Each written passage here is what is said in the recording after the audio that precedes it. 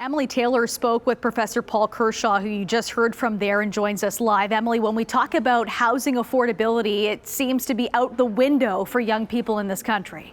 Nicole, that really depends on who you ask. Some people believe young people will be able to afford a home if you're willing to make some sacrifices, go outside of major urban areas, or downsize perhaps. But the major mood among young people is that they really will never be able to afford anything, especially as the cost of living is skyrocketing.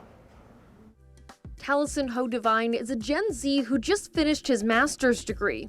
He and his partner rent a 2-bedroom apartment in Guelph, Ontario for $2,300 a month, just above the national average. So we currently have 2 incomes going into just being able to rent a house, but she works 2 jobs. So our time is very strained. And at this point, we both kind of think that we're only going to be able to rent for the rest of our lives, which is unfortunate. They want to buy a home eventually, but aren't sure that's possible. Especially with how things have been recently in terms of inflation rates. I mean, we can look at how expensive the grocery stores have gotten. Like, if we're having to pay so many different bills with inflating rates, there's no way we're going to be able to afford a mortgage or... And he's not alone in that dream. A new poll from Royal LePage suggests that 60% of millennials want to own a home and think it's achievable one day. About 30% of them have decided that they're going to, put housing purchasing on the back burner. And I think, again, that really boils down to kind of an affordability. Mike Heddle from Royal LePage says the days of bidding wars and buying sight unseen that we saw earlier this year are behind us.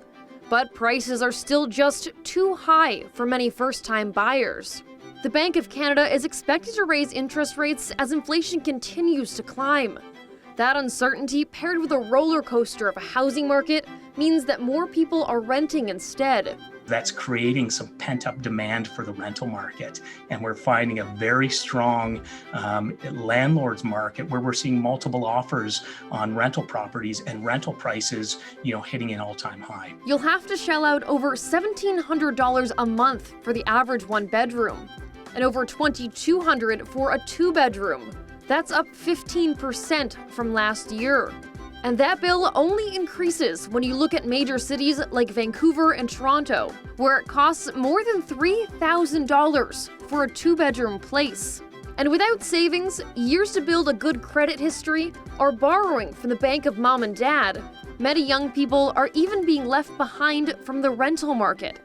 So they're living at home for longer or further from career opportunities. That does have an impact on our society, and also, whether people would apply for that job opportunity or that career, or take on that career path, knowing that they may or may not be able to live near that place of work. Paul Kershaw, professor at the University of British Columbia, studies inequities between generations. It has meant that home prices have been going up and up and up relentlessly, and earnings for younger demographics are actually down thousands of dollars once you adjust for inflation.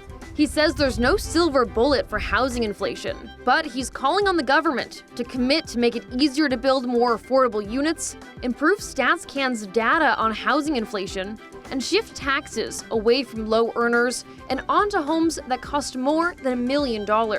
And it's caused such a pressure on young people who are paying way more than 30% of their income on housing. Their ability to pay should be what's determining affordability. You just heard from Matthew Green from the federal NDP at the end there. His party is getting ready to study sky-high rents and what they're calling corporate landlord greed. At the end of the study, they'll make a series of recommendations to the federal government they say will help renters and young people eventually get into the housing market. Nicole?